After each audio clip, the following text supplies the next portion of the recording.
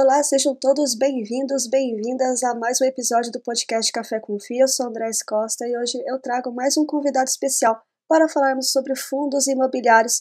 Dessa vez eu trago o analista Jacinto Santos, ele que é analista de fundos imobiliários da CM Capital. Então, seja muito bem-vindo novamente, Jacinto, é sempre um prazer falar contigo. Mas mesmo assim, eu gostaria que você se apresentasse ainda para quem não te conhece, e aí a gente adentra ao tema de fundos imobiliários.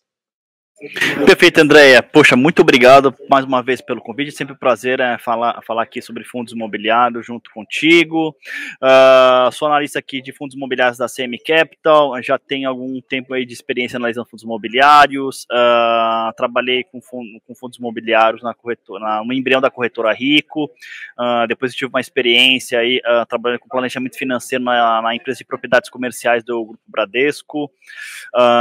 Depois eu trabalhei com fundos imobiliários no Grupo Suno, fui sócio do site Fund Explorer, né, atuando aí no seu site de monetização do site, a partir de recomendações de fundos imobiliários, elaborando a carteira, tudo plano de monetização do site, a partir da divulgação de conteúdos de fundos imobiliários e análise de fundos imobiliários. Fiquei lá 3 anos, depois eu fui convidado para ir para a gestora da Suno, fiquei lá um pouco mais de 1 ano e meio, aí participando da equipe de gestão dos fundos de tijolo da gestora, né, e um pouco depois eu voltei para o Sell-Side aqui, para montar junto com a diretoria aqui a área de fundos imobiliários Sell-Side, especificamente focando no varejo e tentando aí monetizar de uma forma mais intensa a área de renda variável, BMF Bovespa, aqui do lado de varejo da CM Capital. A CM Capital é bastante conhecida, uma corretora aí que está no Brasil desde 1998, né, mas ela tem uma presença muito forte no institucional. No varejo a gente não tem uma presença tão forte assim, a gente está mais ou menos uns 4 anos no varejo, né? Mas a nossa presença, como eu falei, em BMF Bovespa, especificamente Bovespa, em operação de renda variável para o varejo ainda é bastante limitada, né? E eu vim aqui para realmente crescer aí a área e também a receita aqui da corretora, né? Maravilha, Jacinto, uma expertise aí grande, tanto de um lado, né, como analista, quanto do outro, né, incorporando aí o time de gestão. Mas, Jacinto, vamos começar aí, né? Como é que você avalia o cenário atual, né, do mercado de fundos imobiliários no Brasil? E estamos em um momento de oportunidade ou de cautela? Bom, o mercado de fundos imobiliários, a gente sempre vê que ele está crescendo em termos de número de investidores, né? Assim, sempre, assim, claro, não é um crescimento super robusto, não é, mas é um crescimento consistente, é isso que nós vemos, né? Acho que 2 fatores são bem primordiais, né, para essa consistência. Acho que o primeiro deles, que tem um impacto bem grande, é a atratividade do produto em si, por causa da isenção do imposto de renda nos rendimentos. Veja bem que assim, é um dos principais fatores, não é o principal, tá? Porque se realmente fosse o principal, é simples, basta você derrubar essa decisão e o investimento não é mais tão atrativo assim, né? Ele continua sendo atrativo por, além desse fator, né, a consistência e a previsibilidade da distribuição mensal dos rendimentos, né? Então eu acho que são esses 2 fatores muito interessantes que atraem muitos investidores, especialmente aqueles que não só querem montar uma renda passiva, no caso, mas querem entrar no mundo de renda variável, né, no mundo dos investimentos. Poucos investidores, no Brasil não é um país investidor, tá? Uma pequena parcela da população investe, tá? É realmente pequena, muito longe de 10%, muito longe, se eu não me engano, eu acho que está entre 2% e 5% da população, é realmente muito pouco. Né? E esse investidor, no caso, que quer sair aí da renda fixa e iniciar os primeiros passos em renda variável, vê o fundo imobiliário como um produto que tem isenção, né, de imposto de renda nos rendimentos distribuídos e rendimentos distribuídos com consistência, mês a mês. Então isso atrai muitos investidores, né? Então a gente vê esse crescimento, o que explica, pelo menos ao ver esse crescimento, claro, um pouco mais tímido, mas consistente nos números de investidores, né? E claro que isso, assim, se você tem uma demanda consistente, né, para um produto, claro que você precisa ter mais produtos ou mais tipos de produtos. A gente vê alguns fundos imobiliários, assim, fundos imobiliários fazendo IPO, sim, claro que em uma menor quantidade do que a gente viu aí, especialmente em 2019. Gestoras, assim, não gestoras novas, mas o que eu estou vendo é o seguinte, são gestoras que já têm algum nome, já têm alguma estrutura em termos de equipe, né, adentrando ao mundo de fundos imobiliários, fazendo aí IPOs de fundos imobiliários, né? E algumas delas com já o time imobiliário, só que com outro foco de atuação, muito provavelmente gestão patrimonial ou fundos imobiliários exclusivos, né? Se adentrando aí ao mundo de varejo, no caso, fazendo IPO de alguns fundos imobiliários. A gente viu, por exemplo, a ZQuest Panorama, a gente viu a Icatu, outro exemplo disso, a gente viu a própria TG Core lançando um novo fundo deles, que é o TG Renda. Por exemplo, são gestores que já existem, já têm uma estrutura, já têm expertise, claro, direcionada no momento, mas agora assim, estão adentrando ao mundo de fundos imobiliários para o varejo, para o investidor pessoa física. Né? Então é isso que a gente está percebendo. Claro, se eles estão adentrando é porque existe uma demanda. Existe uma demanda, sim. Né? O que a gente precisa sempre filtrar é quais são, né, os cenários, né, que mais são propícios para o lançamento desse produto ou propícios para investir. Né? É isso que a gente tem que realmente distinguir e filtrar no caso. Tá? Então, é um mercado com crescimento, sim, consistente, um pouco mais modesto, a meu ver. Né? E quais são os fatores que você poderia classificar, né, para esse momento modesto em termos de fundos imobiliários, Jacinto? Essa modéstia, né, do momento para investimento em fundos imobiliários se dá especialmente pelo cenário macro, tá? Mas assim, vamos dizer assim, elencar ordens de grandeza, de responsabilidade pela atratividade ou não do cenário atual, né? Assim, 99% é a dominância fiscal, tá? E 1% são ruídos causados aí, no caso, por pontuais integrantes do governo. Tá? Porque que acontece? O fundo imobiliário é um produto voltado para a pessoa física, né? E muitos investidores não têm uma experiência ainda de investir sem olhar o noticiário. Não tem. Né? Isso você adquire ao longo do tempo. Você não simplesmente investe e deixa assim seu montante investido lá, né? Porque assim, depois de uma semana você vê, tá caindo, você fica desesperado, preocupado. É normal isso acontecer, mas ao longo do tempo o investidor ele vai ficando mais maduro. Aliás, como tudo na vida, né? Enfim, por que acontece? Ao olhar esse noticiário, né, ele começa a incorporar ruídos na análise dele. E a incorporação de ruídos torna uma análise enviesada. Né? E se você tem viés na sua análise, você fica, no caso, mais inseguro em relação ao investimento e também inseguro em relação à sua análise, porque o noticiário ele é itinerante. Ele muda, ele vai mudando. Amanhã muda, o dia depois da manhã também muda, então fica inseguro. E essa insegurança faz com que o investidor ou ele não opere, né, ou ele venda as cotas, né? E, claro, também, e assim, lembrando que o nosso país, o Brasil, é um país em que você tem, né, um custo de capital muito alto ao longo do tempo. Nós sempre tivemos isso. O que eu estou falando? A taxa de juros sempre foi alta. Sempre foi. Né? Em 2019 não. Sim, mas a gente tinha, vamos dizer assim, um cenário atípico. Né? Uma pandemia, cujo último episódio de pandemia foi verificado no começo do século XX, né? Chamada a gripe espanhola. No começo do século XX, ou seja, são quase 100 anos aí, né? Então foi uma situação bem atípica que o Banco Central atuou no mercado, no caso para a decisão de baixar a taxa Selic, né, para patamares bastante baixos, pelo menos a meu ver, exageradamente baixos, tá? Para patamares de 2%, no caso. Né?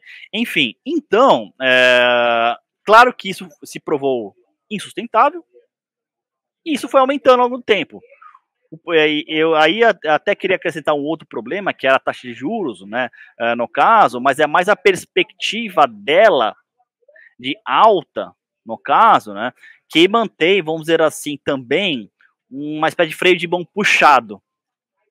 Aqui seria o terceiro fator, no caso, né.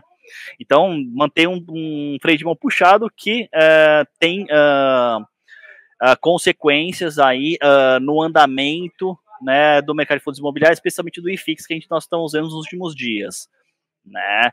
Porque assim, e aí para fechar em relação à dominância fiscal, é algo assim bastante simples e bastante difundido aí no mercado financeiro, que é o seguinte, assim, apesar dos números, assim, os outros números estarem bons, a inflação razoavelmente controlada nos últimos 12 meses, apesar de estar fora ali da meta, mas razoavelmente controlada, no caso, você tem desemprego baixo, o PIB crescendo, no caso, mas você tem uma dominância fiscal realmente preocupante, né? Apesar da arrecadação sempre vir muito alta, isso é verdade, mas o problema é que você tem um quadro de gastos muito alto e sem perspectiva de diminuir, né?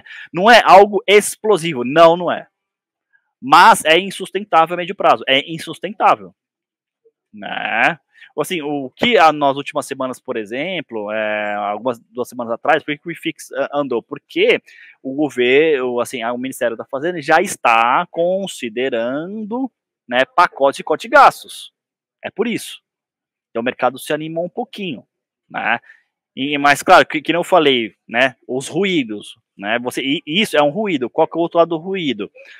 Precisa-se de vamos dizer assim, de seguir um rito para aprovação dessas medidas, que passa pelo Congresso, passa pela anuência do chefe do Poder Executivo, tá? Não deveria, mas passa, né?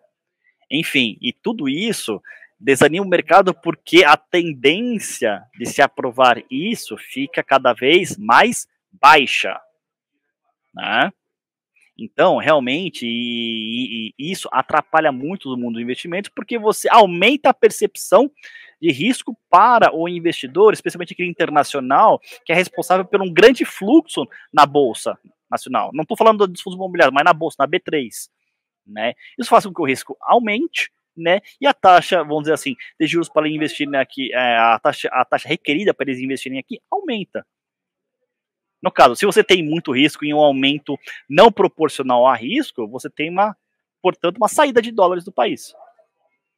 Né? Então perceba que como a dominância fiscal ela contamina o humor do mercado, tanto do lado de pessoa física quanto do lado do investidor internacional. Né? Então, assim, aí só para fechar o raciocínio, a pessoa física tem uma notícia itinerante que faz ele ficar inseguro. E do outro lado, a gente tem um investidor internacional que, por uma relação de risco-retorno, prefere outros mercados. É isso. Perfeito, Jacinto. E olhem, pessoal, a importância do macro, né? Como ele realmente impacta, né? As pessoas às vezes desassociam isso, mas isso é fundamental, porque esses movimentos acabam aí fazendo com que as pessoas vão para uma direção, vão para outra, muitos saem dos fundos, vão para a renda fixa, daí voltam, não sabem realmente o que está fazendo. O institucional, claro, ou estrangeiro, ele já tem uma perspectiva, aliás, de que, opa, se ele não está dando, né, o país está um pouco bagunçado com as contas. Então eu tenho um risco maior. Para um risco maior, eu preciso ter um ganho maior, ter um resultado maior. Então eu vou procurar outros que estão mais estáveis e, consequentemente, aí esse fluxo demandado para fora também impacta. Então, e fora os vieses e essa coletividade, né, por ser pessoas físicas, de irem também muito na onda do que está, né, um noticiário, um ruído, um potencial, pode ser que tribute, opa, daí o pessoal já fica todo alvoroçado e acaba se debandando, vendendo, tendo prejuízo, que se calmasse um pouco, é como você falou, né, Jacinto, amadurecesse um pouquinho, esperasse realmente as coisas acontecerem, para daí você realmente tomar uma decisão informada, né, Jacinto? Perfeito, concordo. Acho que, assim, é um bom resumo. Assim, claro que sempre haverá ruído, sempre terá. Agora, você, investidor, tem que fazer a sua parte, né, e verificar o que é, de fato, verificável por meio de dados e o que não é, né, e distinguir fatos de opinião. Sim, Não é fundamental. tão fácil hoje, não está, assim, está mais difícil, tá? Está mais Sim, difícil. Então, assim, sempre procurar dados para embasar as decisões de investimento. É isso. exatamente, Jacinto. E quais setores dentro dos fundos você acredita que oferece oportunidades atualmente, né? Lembrando, pessoal, que nós estamos gravando em agosto de 2024. É lajes, é shopping, é logística ou algum outro segmento que você vê um potencial aí dentro dos fundos imobiliários, Jacinto? Hoje, fundo de CRI, tá? Hoje, tá? Por quê? Porque a gente tem uma perspectiva de, no mínimo, manutenção da taxa Selic. Então, aqueles fundos de CRI que estão com CRIs, né, investidos e indexados ao CDI podem oferecer uma atratividade bastante interessante em termos de rendimento, tá? Porque se você tem, né, no caso, um CDI, né, que está 10,4%, que é o caso, né, com mais um prêmio, tá, tá certo? E cada vez mais a cota ela é procurada porque distribui esse patamar mensalmente. O espaço entre a cota a mercado e a cota patrimonial desse fundo indexado, ele tende a diminuir, fazendo com que a cota suba. Tá? Isso aqui eu vejo, tá? Pelo menos aí no curto prazo, tá? Já no longo prazo, o que a gente pode perceber é que fundos de tijolo, tá? Podem ter um ponto de entrada interessante, especialmente aqueles, né, que estão em localizações com uma vacância baixa e ou com preços de locações mensais desatualizados, menores que o de mercado, tá? Porque o que acontece? Você tem naturalmente, né, com uma perspectiva de manutenção subida da taxa Selic, quem sofre mais são os fundos de tijolo, né? Contudo, se o investidor entrar bem nesses fundos de tijolo, né, com preços lá embaixo, com gatilho de valorização micro, dentro daquele fundo imobiliário específico, né, ele pode ter aí um ganho de capital interessante. Então, eu vejo dessa forma, tá, André? É claro que assim não só escritórios e esse racional do gatilho ele é aplicável, mas também fundos de logísticas e shopping centers, tá? Claro que shopping center ele é muito mais ligado ao PIB, né? Assim como o tijolo também, mas eu acho que vou dar atenção especial por shopping, porque shopping é vendas, né? No caso, se as vendas explodirem, no caso, poxa, você pode ter até uma distribuição, né? Claro, dependendo aí da gestão, extraordinária, porque lembrando, né? O empreendimento do shopping center, ele na verdade não é uma locação, ele é muito mais que uma locação, é uma participação, né, na lucratividade e na dinâmica do shopping. O shopping ele tem um aluguel mínimo, ele tem um aluguel complementar, que é um percentual pequeno sobre o faturamento anual do logística, né, do lojista no caso. Claro que também com alguma distribuição semestral, enfim, isso varia de contrato a contrato, né, mas ele é muito mais do que isso. Tem outros fatores impactam, né, todo o contrato entre o lojista e o proprietário do shopping. Então isso é bastante interessante. Se a gente tiver um PIB, no caso, um pouco maior, sim, os shoppings serão beneficiados no caso, tá? Mas assim, só para fechar aqui, né? Para não me estender muito também. Então, o micro ele tem que ter um gatilho de valorização para tijolo, né? Com ponto de entrada interessante, acho que especialmente para escritórios, né? E no curto prazo aí fiz de crise por causa aí desse patamar alto aí do CDI, no caso, tá bom? Ou seja, os fundos de papéis eles ficam interessantes nesse momento por conta aí da taxa de juros, então se visualiza muito a parte do taxa de juros de curto prazo, né? São ali a cada 45 dias pode ter uma alteração, porque eles vão fazendo essa medição. E os fundos de tijolo, ao longo do tempo, eles se valorizam. Então, tem que comprar-se bem, e volta-se àquela temática, né? O preço importa muito. Você comprar bem aqueles fundos e esperar ali que realmente as coisas andem conforme a economia também girar, né, Jacinto? Perfeito, perfeito. Especialmente assim, para fins de CRI, você enfaixa aqueles que estão possuem CRIs indexados ao CDI, tá? CDI, E você CDI. sou bem enfático aqui. Claro que por IPCA, aqueles IPCA, não é que eles não são bons, não vão oferecer uma rentabilidade interessante. Vão, mas o CDI, esse indexado CDI tem uma oportunidade além, maior, né? Porque inclusive a gente vê no mercado alguma, assim, está se ventilando a possibilidade até de aumentar a Selic, no caso, né? Então, assim, fins de que indexados ao CDI tem uma vantagem competitiva, sim, no curto prazo. Mas lembrando, o mercado ele é rápido, assim, esse ajuste, a meu ver, já está acontecendo, já está formando preço já, né? Então, assim, temos que observar isso também, né? Exatamente. O mercado é muito rápido em precificação, né? Quando eles veem esse movimento, esse potencial movimento, eles já deixam ali precificado quanto que realmente vale aquele fundo. Jacinto, com a recente, né, volatilidade no mercado, como é que os investidores devem ajustar as suas estratégias de alocação em fundos imobiliários? É hora de buscar mais segurança ou arriscar em fundos um pouco mais ousados, lembrando que não tão ousados assim também, né? Já tivemos experiências não muito positivas, né, Jacinto? Exatamente. Bom, acho que a volatilidade é normal, tá?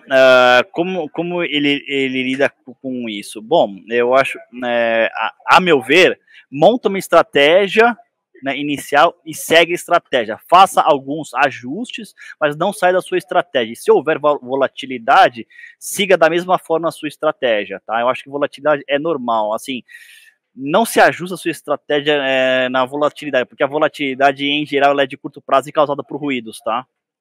Na maior parte dos casos. Estou falando que todos também não. Eu não posso fazer essa afirmação leviana, mas a maior parte dos casos ela é afetada por ruídos, né? A maior parte dos casos, né? Então é o seguinte, monta uma estratégia, faça alguns ajustes, porque, claro, o investidor ele pode errar na estratégia, em algum sentido, faça alguns ajustes e mantenha essa estratégia. Volatilidade é normal e ela vai acontecer sim, tá?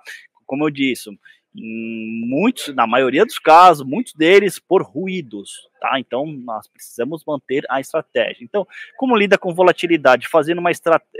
Montando uma estratégia, né? Que, no caso, né, não exponha o investidor a tantos riscos assim como você mencionou e segui-la, ok? Então é isso. Até porque, né, Jacinto, não é porque aquele fundo caiu a cotação que necessariamente ele tenha perdido os fundamentos, né? Por isso que você tem que olhar muito bem o que está dentro daquele fundo. É algo momentâneo que está afetando todo o mercado ou é algo específico com aquele fundo que não está tendo desempenho, não está trazendo aquele resultado que se esperava lá no início? Então já é um ponto de alerta, né? E não pura e simplesmente olhar a cotação do secundário, porque são pessoas físicas, né, em sua grande maioria. Então há muito viés ali dentro daquele preço, né, Jacinto? Bastante, mesmo porque a gente tem o relatório gerencial do fundo imobiliário para isso mesmo. Aí você vai diferenciar o ruído de fundamento. Porque se acontecer alguma coisa, bom, você tem o relatório gerencial, como eu disse, para você ler e ver o que aconteceu. Né? O ruído, novamente, ele sempre vai existir. Né? Boato X, boato Y, ok, existem, né? Porque o mercado, assim, especialmente de gestoras, né, e analistas, ele é pequeno. E muitos investidores que já têm alguma experiência, né, já podem aí, no caso, assim, vamos dizer assim, fazer algumas especulações, alguns pensamentos, tudo bem, faz parte do mercado. Né? Mas, assim, novamente, pode se concretizar ou não, tá? Muitas vezes não pode se concretizar, outras sim, né, no caso. Ou até se concretizam, mas de uma maneira, assim, não esperada pelos investidores, ou se concretizam parcialmente, né. Então é o seguinte, leia o relatório gerencial para confirmar se realmente aquilo é verdade. Né? Não só o relatório gerencial, mas também veja se o fundo soltou um comunicado a respeito, fato relevante, comunicado ao mercado, enfim, todos esses canais oficiais aí, que são acessíveis aí via o Fundosnet da Bovespa, para saber as informações a respeito, para ver se realmente mudou alguma coisa de fundamento no fundo, né? Então, você faz esse comparativo de relatório gerencial, fatos relevantes versus o boato, e vê o quanto isso impacta ou não o quanto é verdade ou não a respeito daquele evento para aquele fundo imobiliário. Exatamente, Jacinto. É, puxando o gancho de gestão, né, em termos de gestão, o que você considera essencial na hora de escolher um fundo imobiliário? O que diferencia, na sua visão, um bom gestor de um excelente gestor? Isso é uma boa pergunta, tá? Um bom gestor de um excelente gestor. O excelente gestor, ele necessariamente tem uma excelente estrutura. Eu digo excelente estrutura. Ele pode contar com uma equipe imobiliária com experiências diversas, uma equipe média no mínimo, né? Experiência no mercado imobiliário de fato, não só em gestão, gestão que eu digo assim, gestoras no caso, mas o mercado imobiliário de fato, incorporadoras, construtoras, por exemplo, né? Capacidade de explicar as complexidades do fundo de uma maneira simples, seja no relatório gerencial, seja por meio de palestras, painéis, no caso, tá? E o bom gestor, no caso, ele consegue tomar decisões, apesar das limitações que tanto ele tem quanto a equipe dele tem. Ele consegue tomar boas decisões, né? Claro que ele também erra no caso, mas assim, ele erra até um pouco, ele é até mais do que o excelente gestor, e o excelente gestor ele toma decisões muito mais acertadas, muito melhores, e assim, claro, ninguém está imune a defeitos, mas dificilmente ele dificilmente erra de uma maneira consistente, né? O bom gestor, ele erra, os acertos eles compensam os erros, no caso, mas o gestor excelente, ele erra com menos consistência. O gestor bom, ele erra, no caso, com alguma consistência, mas os acertos eles compensam, né? Então, é uma questão de ter uma base por trás, no caso, né? E como lidar com com esses erros, no caso, né? O excelente gestor, ele tem poucos erros, com uma consistência extremamente baixa ou quase ou não tem, né? Enfim, mas até lá entre o bom gestor e o excelente gestor, né? Você tem anos de experiência,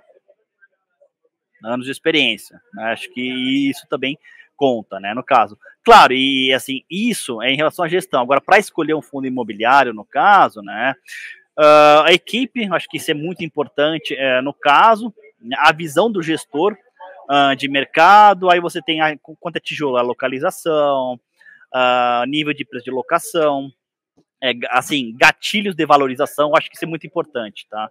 Gatilhos de valorização. Uma locação que está muito abaixo do mercado, que vai vencer daqui a poucos meses, e a chance de valorizar a locação é muito alta. Por exemplo, a compra de um novo ativo assim, que está em fase final de diligência, que vai trazer a receita para o fundo, no caso, né? Você tem ali aquele mecanismo de sellers financing, que você, poxa, vai dar um cash on cash yield durante muito tempo, e por exemplo, o fundo está próximo do valor patrimonial, então ele cresce bastante, ele cresce bastante nesse tempo, e depois que acaba a transação ele meio que estabiliza, né? E esse ele pode chamar uma gestão no meio do caminho, aí o investidor ele pode vender as cotas ali um pouco antes do dia de preferência, no caso para ter um ganho interessante, por exemplo. Então, assim, gatilhos de valorização e experiência da equipe são muito importantes, né? Como dizem, né, Jacinto, uma equipe multidisciplinar vai auxiliar bastante e só um excelente vai ter essa estrutura, mas também o bom gestor, apesar de ter uma menor, ele tem que ter uma velocidade maior para corrigir aquele erro e, consequentemente, aprender e aí não cometer mais, né? Exatamente, o bom gestor, por ter uma limitação de estrutura e equipe, ele precisa ser mais veloz, tá? O excelente gestor, ele não precisa ser, assim, veloz. Não, claro que a velocidade é importante, mas ele não precisa ser necessariamente veloz, ele toma decisões mais acertadas, né? Exatamente. Então, porque o gestor... Melhor informação, né, ele tem melhor informação, e toma decisões melhores por isso. Maravilha, Jacinto, isso mesmo. Os relatórios gerenciais, né, você já falou que é extremamente importante, algo que também eu sempre bati na tecla, olhar os fatos relevantes, olhar o relatório gerencial, acompanhar no mínimo uns 3 relatórios e ler, né, para ver essa evolução, o que realmente aconteceu e está acontecendo, e pode acontecer, porque geralmente eles dão ali alguns guidances, não só em relação ao resultado, que é o rendimento, mas também em relação ao próprio fundo. Mas, além de serem uma das principais ferramentas para analisar os FIIs, quais indicadores que você acha que os investidores devem prestar mais atenção e por quê?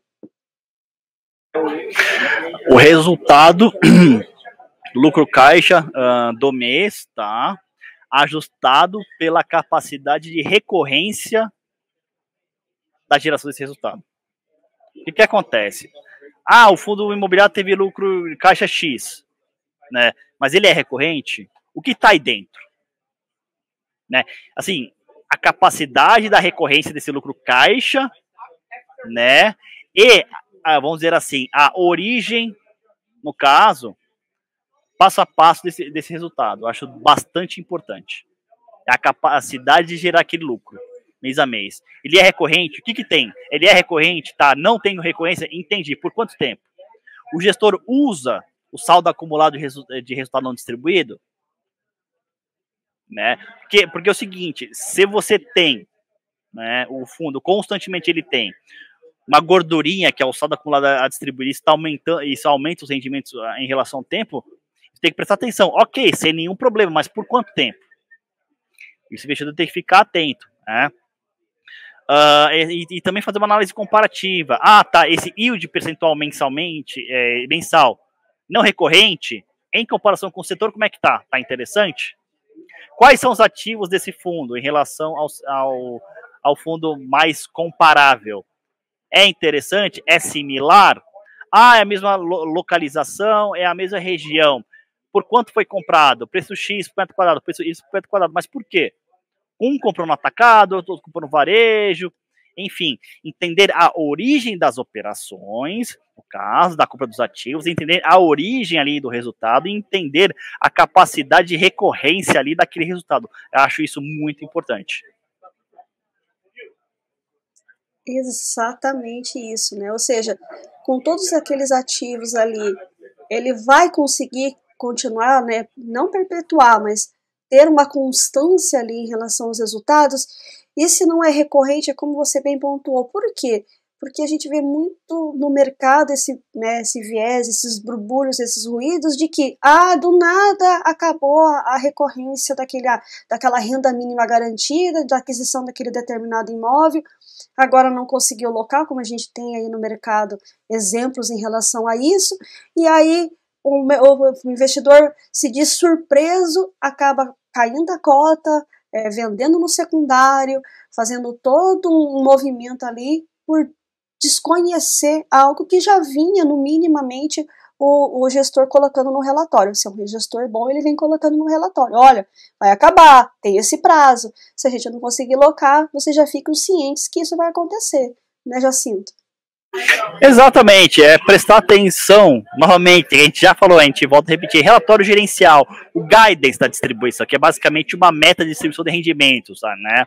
O bom gestor, no caso, assim, todo gestor, acho que não só o bom ou o excelente, mas também todo gestor, ele tem um intervalo que ele coloca, nível máximo e mínimo, no caso, né? Claro que ao longo do tempo pode acontecer alguns eventos que fazem com que esse guidance fique desatualizado, ou que ele, vamos dizer assim, ele erra o guidance, tanto para cima, para baixo, enfim, não tem problema, ok, mas explica por que você errou e dê um novo ajuste. O problema é se acontecer isso mais de uma vez, ok, na segunda vez começa a ficar um pouco esquisito. Né? Perde essa confiança, né, no gestor, daí no Sim. caso, né, porque ele não está corrigindo, como a gente falou, dessa correção rápida. Pode acontecer de ele ter uma perspectiva, ter visitas, né, no caso daquele imóvel, e achar que vai locar rápido, mas não necessariamente consiga, por conta de localização, por conta de mercado, por conta da macroeconomia não estar favorecendo. Então tem uma série de conjunturas ali que acabam fazendo com que isso aconteça, mas que ele traga no relatório, né? Que ele mostra, olha, realmente eu tinha uma expectativa e não se realizou, pessoal. Exatamente, tem uma seção no relatório que eu gosto bastante, que é o comentário do gestor, né, porque muito analistas falam que é MD&A, que é o Management Discussion and Analysis, que é assim, é a discussão da gestão, né, quais são a visão deles no caso, tá? Então isso é muito importante, o investidor ler e saber a visão do gestor, tá? Porque é o seguinte, alguns investidores lê aquela parte do comentário do gestor e não concorda com a visão do gestor e nem lê o resto. Tudo bem, faz parte, porque não concorda com a visão do gestor, por várias razões. No caso, e isso eu acho uma parte importante do relatório gerencial também, tá? É o comentário do gestor, mensagem aos investidores, no caso, que basicamente, eu acho que assim, é dividido em 3 partes, no caso. Assim, alguma gestão, no caso, ela coloca percepções macroeconômicas. Não são todas, tá? Não são todas as gestoras que colocam, mas alguns colocam, né? Acho importante. Geralmente, as gestoras que colocam, vamos dizer assim, o trecho macroeconômico, tem estrutura e tem uma equipe por trás, um research macroeconômico, tá? Assim, são já gestoras grandes, tradicionais ou ligadas a bancos, sem nenhum problema, porque aí basicamente você pega a estrutura do banco e coloca aí toda a visão de economia, né? Mas basicamente é dividido em 3, né?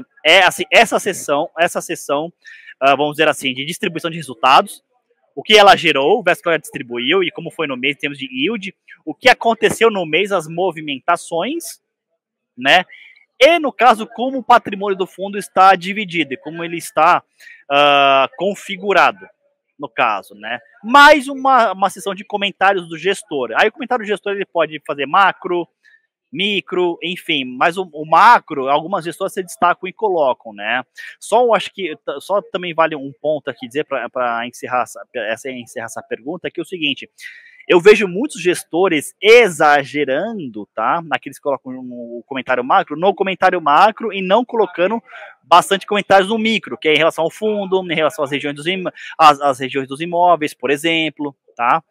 Então é o seguinte, claro, assim, é importante macro, a gente não está dizendo que a gente já falou aqui mais de uma vez, né? Mas o micro também é importante. O relatório ele fica longo? Ele vai ficar longo? Sim, mas tenta resumir um pouquinho. Acho bem interessante o gestor colocar essa parte, sempre a parte do micro, ali, de cada imóvel, cada região, locação por metro quadrado, valorização do ativo, enfim, no caso, acho sempre pertinente. Então, quanto mais informação nesse sentido, melhor, né? Porque os investidores ficam mais seguros a respeito daquele fundo imobiliário e o gestor, ele transmite mais confiança, né, ao compartilhar o conhecimento que ele tem. Exatamente. Nada como uma visão profissional ali. Até é uma dica interessante. Se você vê que ele tem essa parte macro aí, é porque a estrutura já é um pouco mais robusta, né?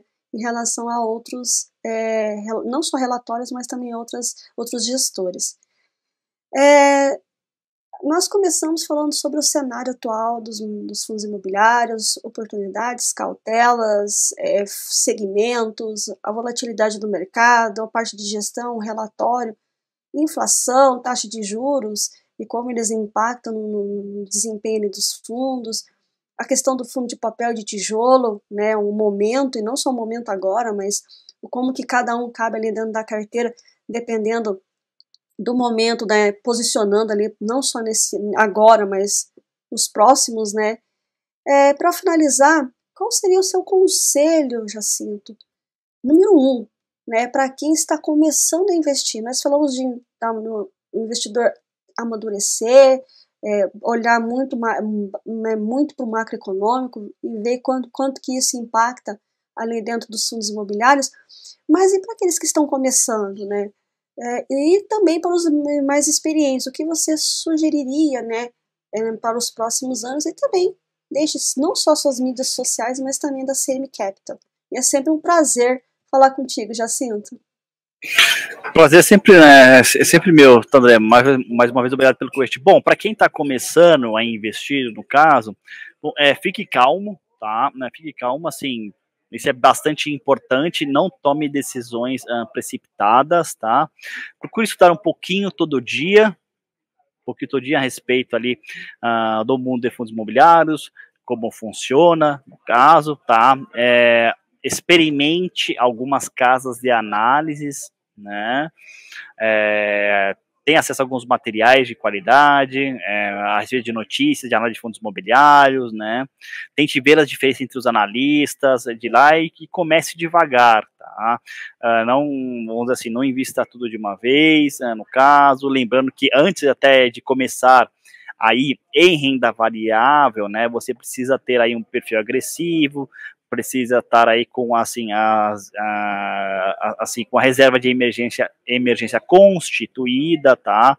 De 6 a 12 meses aí dos seus gastos mensais, dívidas, no caso, controladas e totalmente administráveis, tá? Quando eu falo totalmente administráveis e controladas, é aquela parcela que você tem a pagar, seja do carro ou da casa, por exemplo, que não comprometa muito o seu orçamento mensal e que sobre bastante que sobre uma parcela interessante para você investir, tá? Isso é bastante importante, né? E assim, isso dá aos pouquinhos, no caso, e sempre privilegiando o acesso à informação, né? No caso, seja por causa de análise, seja por corretoras, enfim, acho bastante importante, tá? Realmente acho importante. Para aquele investidor que já é experiente no caso, ora, para ele, assim, basicamente que eu aconselho no caso, é assim, como eu também já sou experiente, como se fosse eu já sinto falando para eu mesmo. No caso, bom, procure fundos, no caso, que tenha um gatilho de valorização intensa no médio prazo, tá? Claro que isso dá um pouco mais de trabalho, né, sem dúvida, para que possa aí elevar o seu ganho de capital, né, com uma exposição aí que não machuque muito o seu patrimônio. Acho isso interessante. E, claro, seguir com a estratégia, né, e com a sua estratégia inicial, seja ela de renda, né, vamos dizer assim, um carrego de posição um pouco mais para o longo prazo, no caso, mas sempre procurando fundos imobiliários que tenham um gatilho de valorização no médio prazo, porque isso realmente faz a diferença ao longo do tempo, né? Você sempre ter essas procuras, no caso, né, você fazer a alienação de cotas e investir o restante aí todo no patrimônio. Isso faz com que o seu patrimônio sempre aumente, né? E é bem importante fazer giros de fundos imobiliários de tempos em tempos, no caso, né? Claro, assim, poxa, eu já sinto, tenho uma carteira, realmente uma carteira por longo prazo, mas eu não deixo de fazer alguns giros, tá? Não deixo de fazer. Compra, vende, participa de algumas emissões de cotas, acho bastante importante aí, porque você realiza um lucro, bota o lucro no bolso e você investe em outros ativos de fundos imobiliários, tá? Isso é bastante importante, né? Claro, assim, o buy and hold, ele assim, ele pode fazer com que, pelo menos inicialmente, você tenha uma consistência e propensão a investir, mas aqueles que têm mais experiência sabem que é o seguinte, ok apenas para você criar consistência, depois você já tem maturidade suficiente para você ir girando a carteira na medida do necessário e realizar ganhos de capital, tá? Especialmente em fundos imobiliários, e que você... assim, uma percepção minha, é observável que se um fundo imobiliário tem uma valorização muito intensa, especialmente tanto de tijolo quanto de CRI, enfim, e ainda mais FOF no caso, né, você tem uma realização de novas cotas, tá? Porque realmente é a maneira que o gestor tem de crescer o fundo imobiliário, tá? Assim, é uma das únicas maneiras, no caso, né? Outra maneira é você ter uma alavancagem, mas a alavancagem realmente tem que ser muito bem feita, tem que prestar atenção, né? Um pouco mais complicado. Então, em sendo a única maneira, e observável que os fundos imobiliários tendem a chamar a emissão quando estão em alta, né? Especialmente muito acima do valor patrimonial, no caso, né? O investidor precisa ter ciência disso e, em muitos casos, você vender a cota. Você realiza um ganho de capital.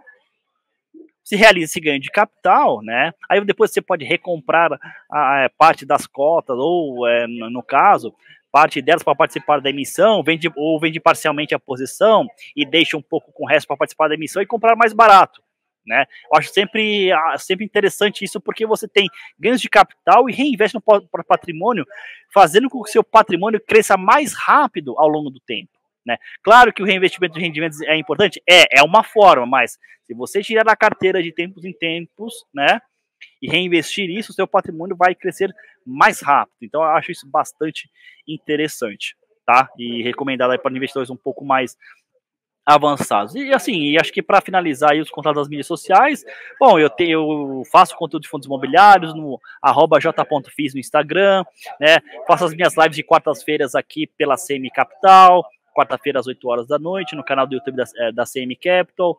Temos também a CM Capital nas mídias sociais, @CM Capital, enfim. Temos o conteúdo de fundos imobiliários aí, também respondo as caixinhas de perguntas, via o meu perfil, tá? Algumas vezes também faço o perfil da CM Capital, mas eu concentro no meu perfil. E assim, temos aí outros conteúdos também, não só de fundos imobiliários, mas também renda variável, né? E se a pessoa quiser saber um pouco mais sobre o Semi Capital, acesse o site da Semi Capital, né? semicapital.com.br, abra essa conta, é rápido, é fácil, é gratuito e você vai ter acesso aí na íntegra a todos os relatórios semanais que eu faço de fundos imobiliários e também as carteiras recomendadas, né? Hoje nós temos 3 carteiras recomendadas de fundos imobiliários, uma maior que tem 14 ativos e outras 2 com 5 cada uma, com, vamos dizer assim, um foco distinto, né? Uma até mais voltada para renda, outra mais voltada para valor, e a principal aí com uma tese um pouco mais voltada à diversificação de ativos, né? Que eu até chamo de da carteira principal, aqui que a gente tem um pouco mais de atenção, porque ela foi a primeira que surgiu, no caso, né, e daí dada a complexidade, porque ela tem 14 ativos, a gente aqui tem, vamos dizer assim, é o nosso carro-chefe, com as outras 2 carteiras aí, que estão vindo aí para ter mais alcance aí à necessidade dos investidores. Sempre um prazer falar contigo, Jacinto, um super bate-papo, sabe que aqui está sempre aberto para você vir aqui conversar comigo e com os nossos ouvintes e quem vê aí também assistindo no YouTube. Mais uma vez, muito obrigada. E, pessoal, e Jacinto, até a próxima oportunidade. Tchau, tchau, tchau, tchau, Jacinto. Obrigado, André. Obrigado, pessoal, pelo espaço e pelo tempo disponibilizado. Um abraço. Obrigado. Tchau, tchau, pessoal.